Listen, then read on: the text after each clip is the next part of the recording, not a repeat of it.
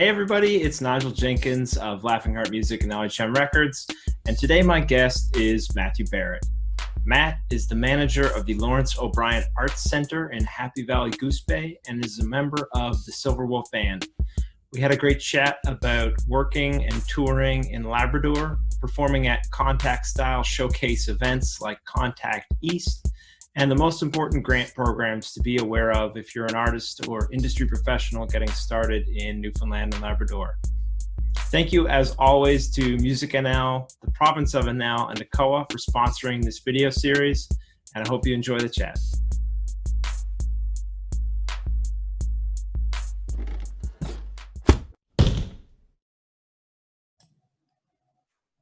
All right, so we're recording. Matt, Cool. You're in Happy Valley Goose Bay. Yeah, in And Labrador, yeah. It's a scorcher up there today, you said. Yeah, we're I think the last time I looked it was 32, but it's supposed to feel like 36 or something today. So Does it get that hot in Labrador in the summer? yeah, Usually? it does. Yeah, it's crazy. We get last couple of years not so much, but like I grew up here and yeah, we always had really hot summer, short but really hot. We were kind of joking about that earlier, myself and my wife there. I think Goose Bay gets like from winter to summer is something like an 80-degree variance from, Big swing. yeah, from like minus 40 or 50 to plus 30 or 40. Yeah. Oh, I think I would have mentioned last time we chatted, but I was born in Goose Bay, and Yeah, that's great. Mom loves to talk about how it was minus 40 or minus 50 with the wind chill on the day I was Yeah. born in January. So I Oh, think, yeah. I mean, I've been running hot, I think, since then everywhere else because Yeah. That was awesome. Yeah. When's your birthday in January? I was born in January as well. January 8th. Okay, I'm 12th. And Yeah, right on. Yeah, I'm same day as Elvis. Do you have any I don't know. celebrities you share with? I don't know. You never know. But my wife is the 10th and my son is the 13th. So we Oh, have wow. three birthdays right together. Yeah. That makes it easy. Yeah. Yeah. Makes it something. I always felt a little bad after Christmas time because it felt like I kind of got double Christmas with a birthday right afterwards. You know what I mean? Yeah, I always felt like I got kind of got left forgotten about on my birthday because it was like, you just had Christmas. Yeah. What do you need now? That's right. So tell me, Matt, what's it like working in the music industry up in Labrador? You're an artist. You're in the Silver Wolf Band. You work at the Lawrence O'Brien Center. I know you've lived up in that part of the province for a little while, but have spent some time on the island portion here in Newfoundland as well. What's it like being up in Labrador and working in the music biz? It's good. I mean, I love it up here. It's the lifestyle is great, and there's really a community feel, I think, with the music industry and the arts in general. But yeah, I don't know like how specific you want me to get into anything, but no, it. What's that? I was gonna say dive right in, man, and like as much as you wanna get into. Sure, yeah. It's good. It's different. It has its challenges for sure, but it has its perks, I guess, too. Part of like working at the Lawrence O'Brien Center for me, it's I kind of feel like no matter where you are, it's great to bring great art to people, no matter their location, and I think that's a big part of what I enjoy about that for myself, just seeing these great acts come through and people. And sometimes you get that people go to a show and the way you set it up, whether it's the atmosphere of the evening or everything's a little different depending on the show. But yeah, and you'll have people come out and it's like that could have been in New York City tonight, right? Right. Those sorts of so we really try to create. It doesn't matter where you are, but great art can happen anywhere, and I think that's kind of happening up here too in some ways. So it's pretty neat to see that. Yeah. Can you clarify for me, is the Lawrence O'Brien Center, is it an arts and culture center or affiliated with the arts and culture centers in the province? No, it's not. So it's basically a community-run theater. Right. So there is an arts and culture center in Lab City, which is about 6 hours from us. But basically, we do collaborate with them on certain shows and events. Like if they're bringing up a tour, sometimes we'll kind of jump on that tour as well. But no, we're totally separate. We do get some funding from the provincial government, but we're not government employees or anything. Right. We're a not-for-profit organization, and run a lot by volunteers and community members and community sponsors and this sort of thing.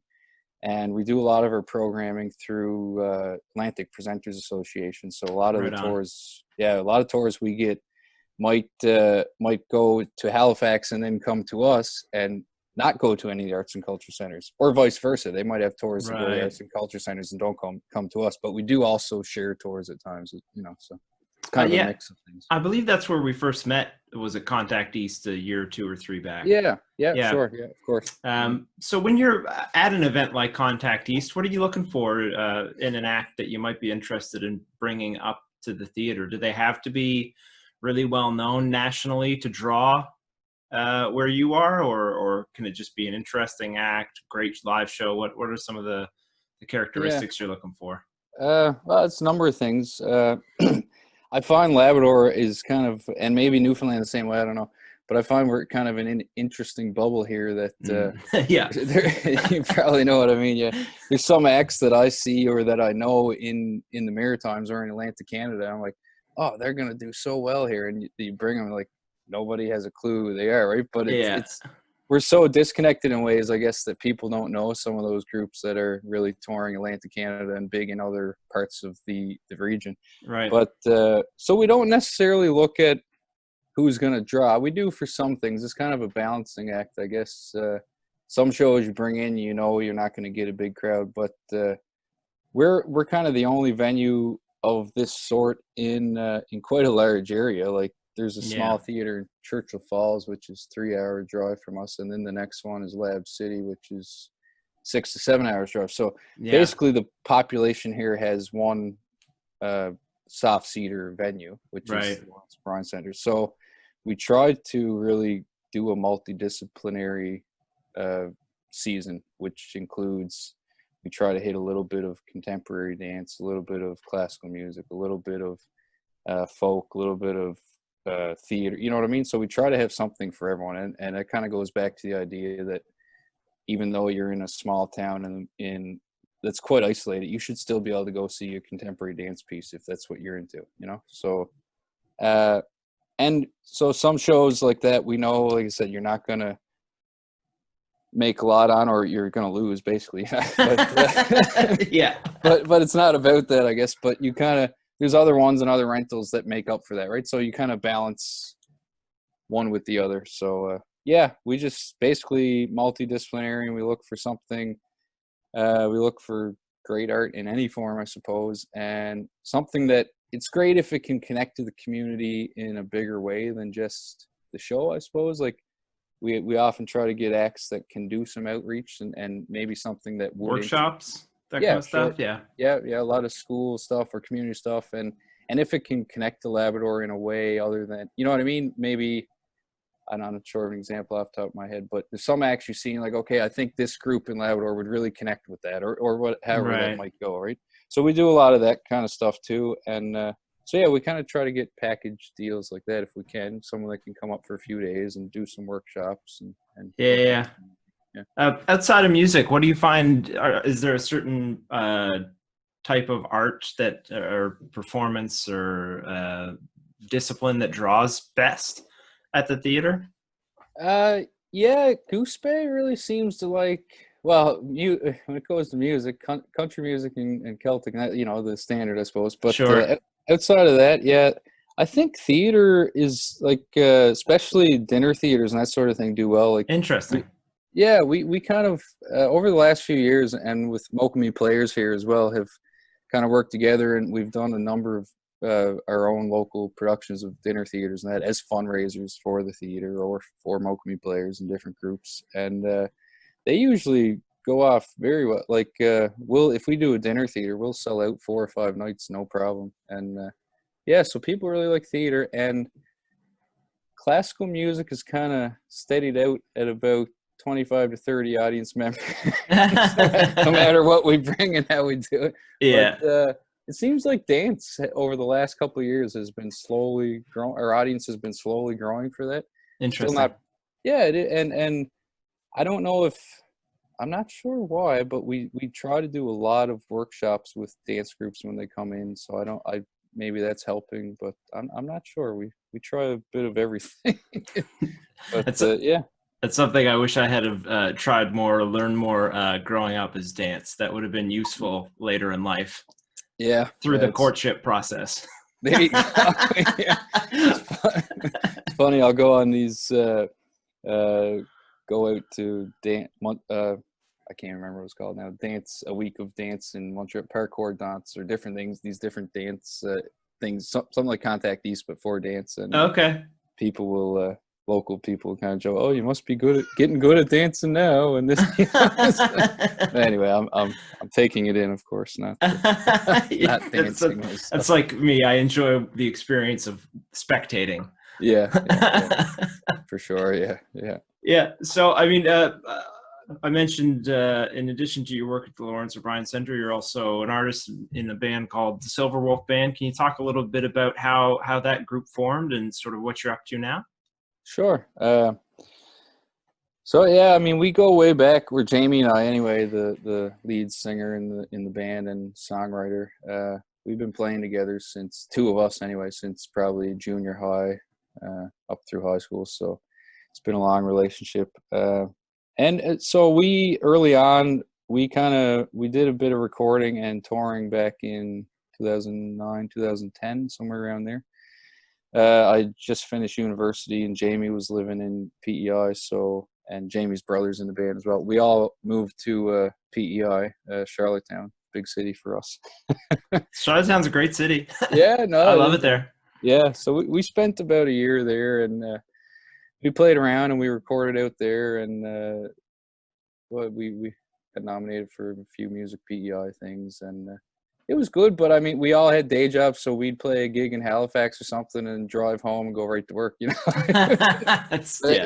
It was crazy, but it was fun. And yeah, we did that for a while, and then life kind of happened, and wives and jobs and whatever mix of things, we kind of went separate ways, and we took probably 5 or 6, maybe 6 or 7 year hiatus. We thought that was the end of the band, and magically we all ended up back in Goose Bay, where we grew up together. We were here for a while hanging out, and all of a sudden it was like, boys, why aren't we playing? Like, what the hell are we doing? Yeah. And we just started playing. And so we released an album a couple years ago, and it was kind of, it was good, but we were just kind of getting our legs back. We were kind of finding our way again. So I feel like that was kind of a test the waters sort of thing. And now we're about to release our, I guess, second full length album, but we had an EP back in PEI, so it would be our third album, which is coming out on the 14th of this month. Yeah. Nice. And what was the most recent single? Labrador Woman of Labrador? Woman of Labrador. Yes. Yeah. Yeah. And Tom Cochran did the video for that, and yeah, it's really cool. It's basically we didn't really plan it this way, but it worked out with COVID. Before COVID hit and everything, we kind of put the call out to Labradorians to send us footage of women in their lives from Labrador, so Labradorian women, and we got a ton of great footage of pictures and videos of Labrador women, and he compiled this in a video for us, and it's just it's beautiful. All these beautiful women of Labrador, young and old, and yeah, first time I saw it, we didn't have a clue, and a day or two before it came out, he sent it to us, and I watched it, and my wife and kids were there, and I couldn't even talk. I just got choked up just seeing all these women and the way it was put together, and my wife said, "What's wrong with us?" I said, "It's the heat. There's something wrong. The heat got me." Because it was really hot that day. But yeah. Anyway, Tom is amazing. I'm sure you know all about Tom. Or you interviewed him, I saw. Yeah, I did an interview with him as part of this, and he's going to help. I'm doing got a chat coming up with, do you know Andrew O'Brien and Catherine Allen, Fortunate Ones? Oh yeah.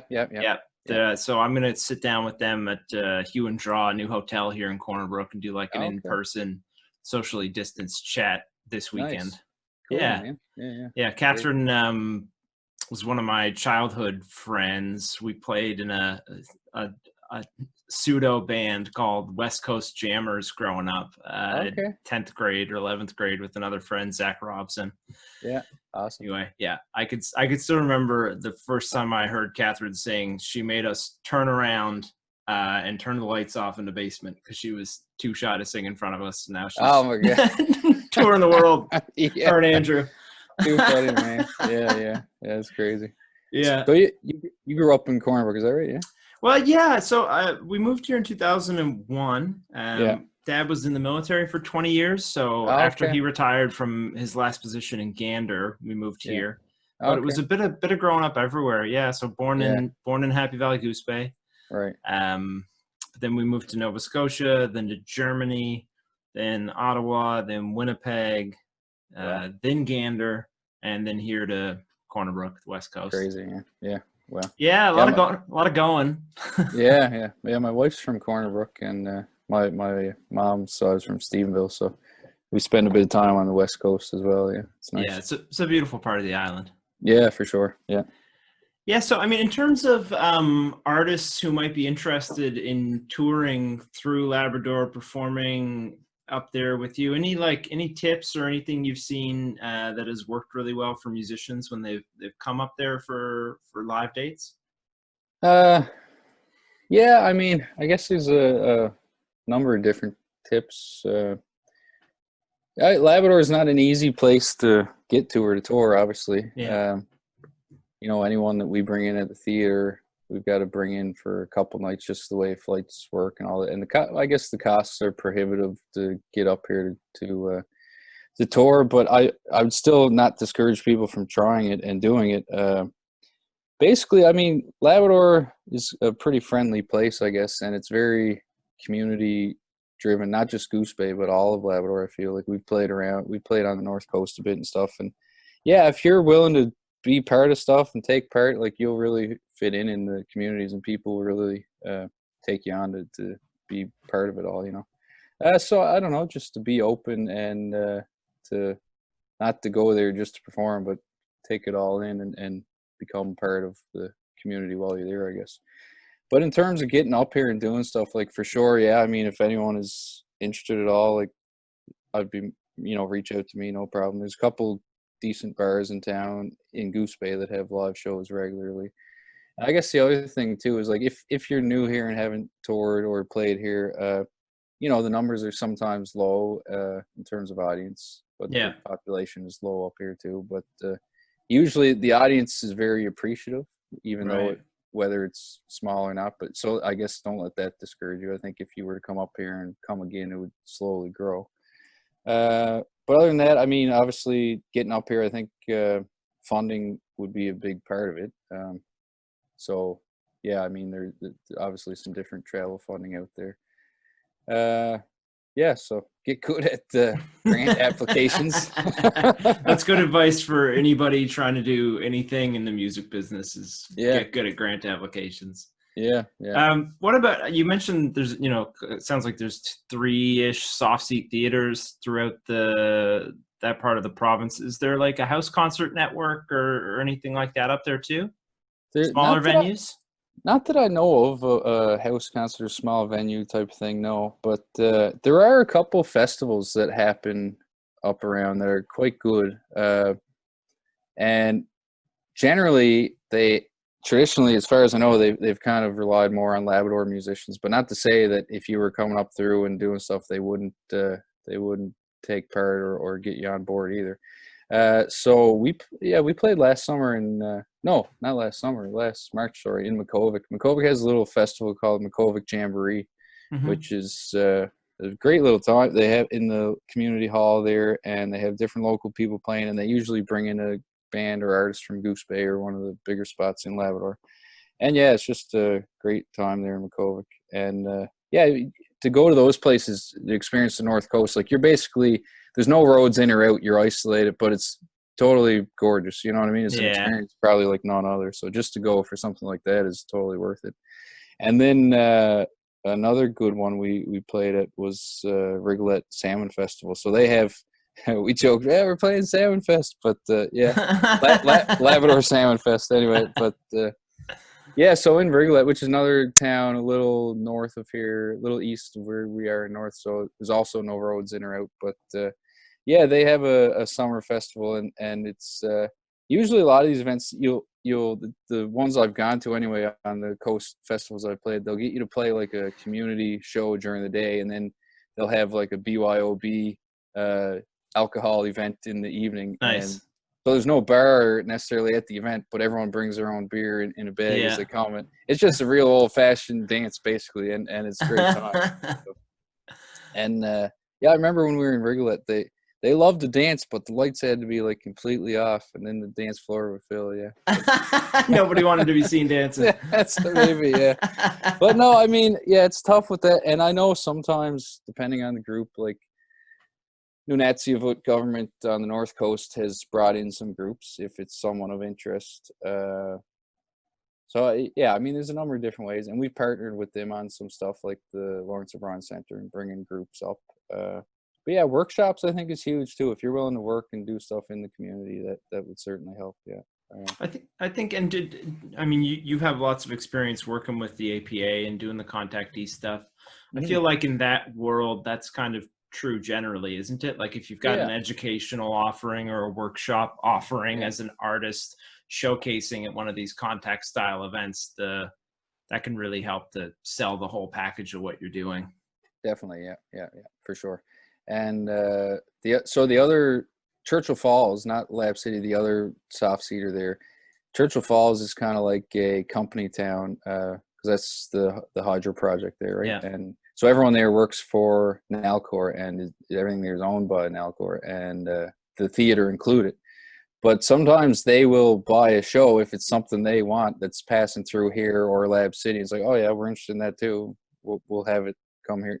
So they Right. will from time to time, if it's something they want, bring in a show as well. So there's not a lot of options here for touring, but there are some. And South Coast has a couple of festivals in the summer too.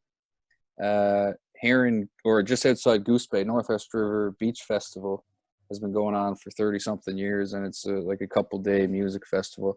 And it's every now and again they'll bring in acts, not a lot, but they've got a lot of potential because they're located in such a beautiful area and one of the most historic places in the province. So one of the oldest places with the old Hudson Bay trading and all that sort of thing. Yeah.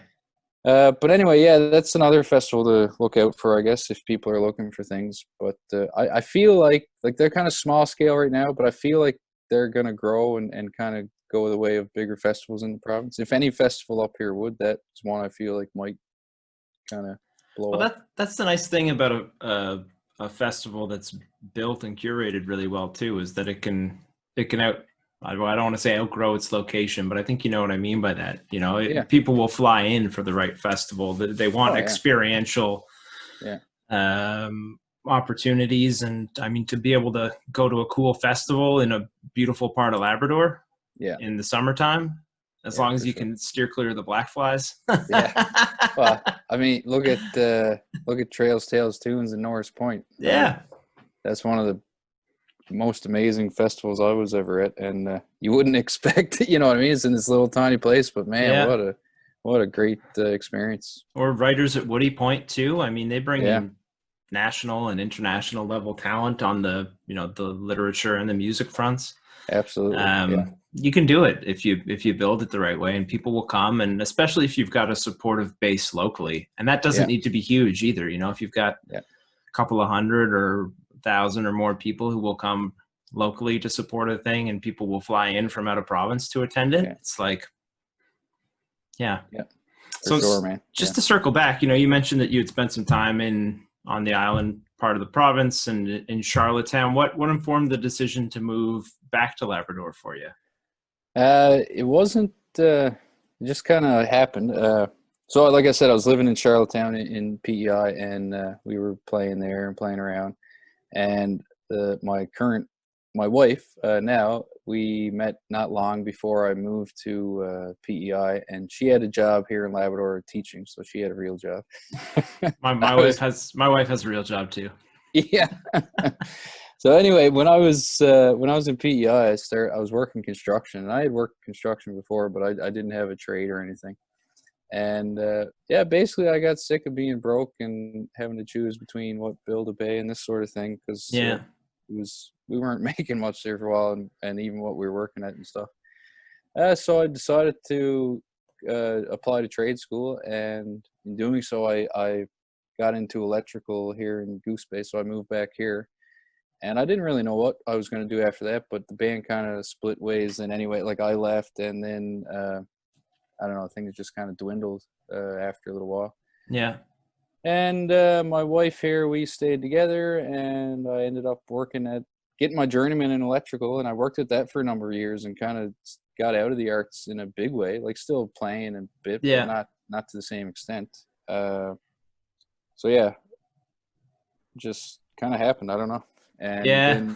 then after I got my journeyman, before that happened, the band started playing, so we were starting new stuff with that again. Then I ended up getting the music festival up here going again, like a Rotary type festival. It wasn't Rotary, but that sort of thing. Yeah. I chaired that for a couple of years. I started slowly getting more and more involved in the arts again.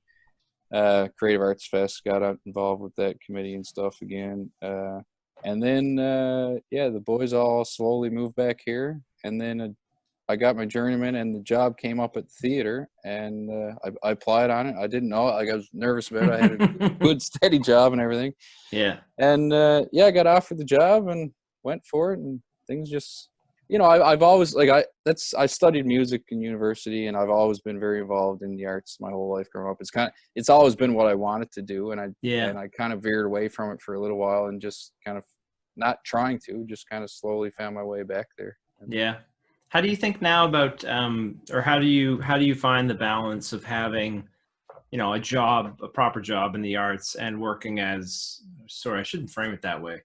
But you know what I mean? Like I do, yeah. a day job in the arts, and working as an artist. How do you find the balance of those two things? And can you envision, sort of foregoing the safety of a day job in favor of pursuing the artist thing more full time? Or do you like being able to sort of have the day job support the artistic pursuits?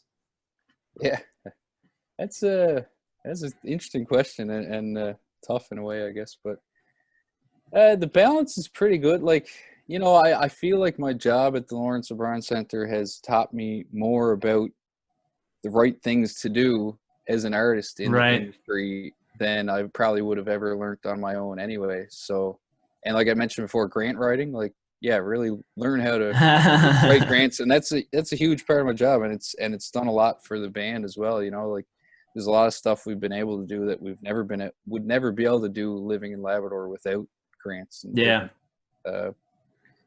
so I don't know. It's helped me a ton, being an artist, being in the job that I'm in. And it's also quite flexible. Like, we close down in the summer because not much goes on here. We've tried operating in the summer, and it doesn't seem feasible at this point. So I've got a good bit of time off too. And as long as, if there's shows happening too, as long as techs are lined up and the right people are lined up to make the show happen, I can usually get out of town if I need to, or you know what I mean? So it is quite flexible. But I don't know if with the band, we're not in a position at all to give up our day jobs right now either. That's fair. Yeah, most of the money we make at the band goes back into the band, because the cost of getting out of here anytime we want to is so high. And basically we do it for free, but it allows us to travel and do things we want, and basically it's paying for itself. I think that's true for a lot of people, and I think that's almost a fortunate position to be in a way. If you're making enough money to be able to reinvest in the project and continue to operate the way you want to, that's excellent. For sure. Yeah. And you've mentioned grants now a couple of times. So for new or emerging folks who might be listening or watching, who maybe don't know, what are some of the more important grant funding organizations or grant programs that they should be thinking about accessing in the province? So the two biggest ones, I guess, Arts NL, of course, and Music NL, are both great organizations provincially for grants. And I guess I would really recommend, if you ever have the opportunity, and I learned a lot from this myself, to be a juror on one of these grant deadline applications or whatever. If you can be on the jury, you'll get a lot of insight into what they're looking for.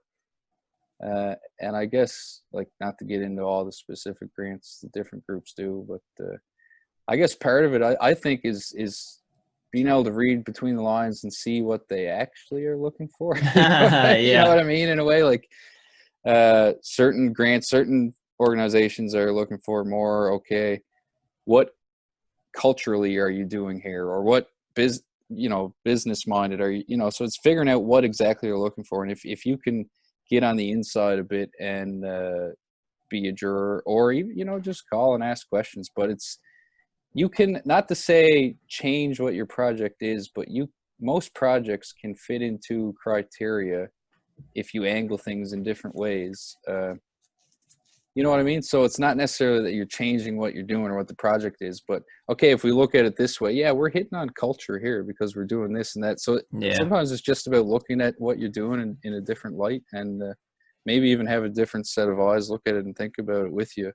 No, Sometimes, I think that's good advice. I mean, to speak in your grant applications, to speak to the program guidelines of whatever program that you're applying for. I Yeah, mean, that's just like, they want to know how you fit their program. exactly. And like you said, it's not a matter of changing what you're doing. It's just, how does this actually fit Hmm. within this program that I'm applying for, and making sure that you explicitly address, if they have fixed criteria that they want you to meet, there should be a clear sentence or paragraph or section in your grant application that addresses each of those criteria, Yeah, and ideally even in the order that they're mentioned in the guidelines. absolutely. Like, I've got A Absolutely. and I've got B and I've got C, so can I Absolutely. please have some of this money? Yeah, no, for sure. And I know, like I said, I've been juror on several different grant programs and stuff before. And yeah, if you have your like assessment sheet and you can go through an application as you're going through, just like you said, and it's like, how does this present artistic merit? And it basically fills in the blanks for you. If Yeah. they can do that for a juror, it's like bingo, Yeah. Yeah. So yeah, it's really important, I think, to do your homework on what it is they want. Yeah. Um, Thinking about the current situation we're in, whether it's from the perspective of the Lawrence O'Brien Center or Silver Wolf Band as an artistic project, are you doing anything to sort of adapt to pandemic times in terms of virtual stuff or otherwise? Yeah, we are. As you know, I guess, and everyone knows, things are constantly changing and evolving. Yeah. So it's kind of moving. It's kind of a moving target. But yeah, we were fortunate enough this year at the theater to we had some funding through ACOA and TCII to obtain a bunch of new equipment and gear, which was great. So we had a lot of lighting and sound upgrades and this sort of thing. Yeah. And along with that, we didn't plan it this way, but it just kind of happened. We got a bunch of new video equipment and video editing, and Nice. basically a pretty decent setup to be able to do digital footage or digital shows and this sort of thing. So it just kind of lined up, and we did the first one we did a little while back. So the town usually has a big Canada Day celebration and this sort of thing, and so they approached us wanting to do a digital Canada Day. So that was the first event we did through the theater. Yeah. And they put it out to different local performers to kind of submit expression of interest, excuse me, or apply this, excuse me, this sort of thing. Yeah, and we just recorded it all at the theater. It was a pre-recorded thing. But yeah, and the band, we were going to play Folk Fest this summer, so we're going to be part of their digital Folk Fest series. Right on. And we did we played National Indigenous Peoples Day, part of First Light in St. John's. So yeah, we're doing some stuff, and the theater, we're not sure. We're hoping to open in September, and right now it's maximum 50 people. I don't know if that'll change or not, but we might do a mix of digital and audience. We might. Right. We've been thinking about a number of things. We might even do, in terms of, like I said, we do a lot of community outreach and this sort of thing. We might, we've talked about doing like paint nights in the lobby with people spaced out enough, and also offer it online. And I don't know. Right. We're going to try to do some community stuff, but exactly what, we're not sure. But yeah, we're talking about it, and we're experimenting for sure. Yeah. Do you think the live streaming stuff, the digital stuff, will form an ongoing part of your service offerings even after the pandemic? Like, is that part of why you were getting that that equipment and that gear and the software installed? Somewhat, and it probably will more so than we had planned for it to now. Right. I don't think, I don't think it will ever take over the live experience, of course. No. It's a different thing entirely. But yeah, we kind of did it because some of the local groups, dance companies and theater, this and that, they've often hired people to come in and record the event.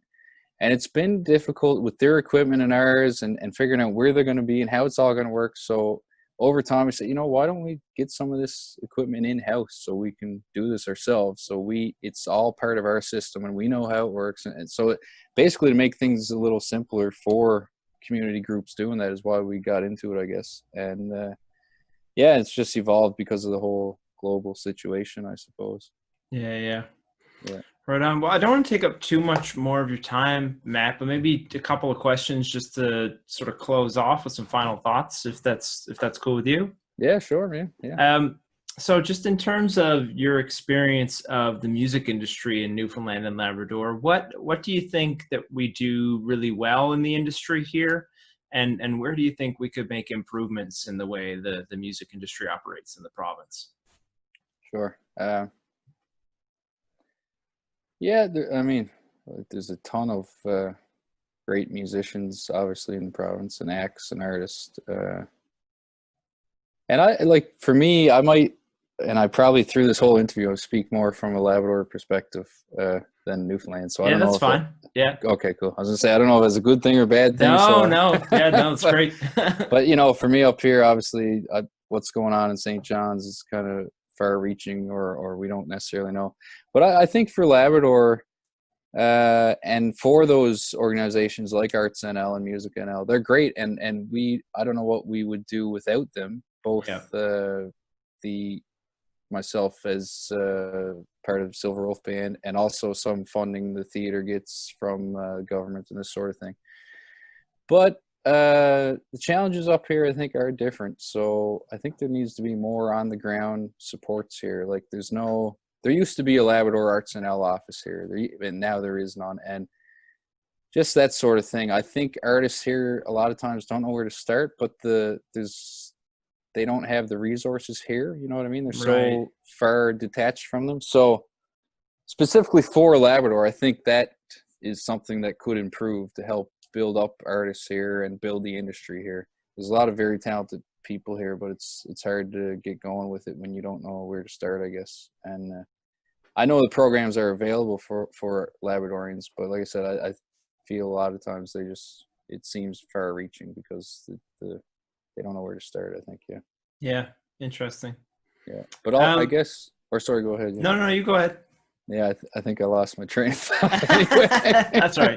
That's all right. Maybe just one question then to clue up with you, a silly, fun one. Since we're doing a lot of these Zoom calls, if you could have a 1 hour Zoom chat with any, artist or musician alive today, who would it be and why? Yeah, hard to pick one, I guess. I don't know. Initially, when I saw that, because you sent the questions there, I was thinking Joel Plaskett, because I'm a big fan of Joel, and he's been here a couple times, and I've met him a few times, and he just seems like a super nice guy, great songwriter. So he might be one. But also then after, I thought, I think he's still alive, pretty sure. Wayne Shorter, one of my favorite jazz musicians, and he's even he's like in his 80s or something, man, and he's still killing it, and still putting out albums that are like getting through Downbeat, like Reader's Poll #1 and shit, and still touring. So I don't know, and he seems to have like a crazy philosophy on life and all this. So maybe one of those two, or a combo of both of them. You get them both on the same call. Do a little conference call. There you go. Yeah, it'd be interesting. Yeah, right on. Well, thanks so much for making the time, Matt. I'll sign off sort of officially here. I'll stop the recording, and then we can do the offline goodbye. Cool. Awesome. Yeah. Well, I appreciate your time, and hopefully we'll see you soon. Yeah. Thanks, Nigel. All right. Thanks, buddy.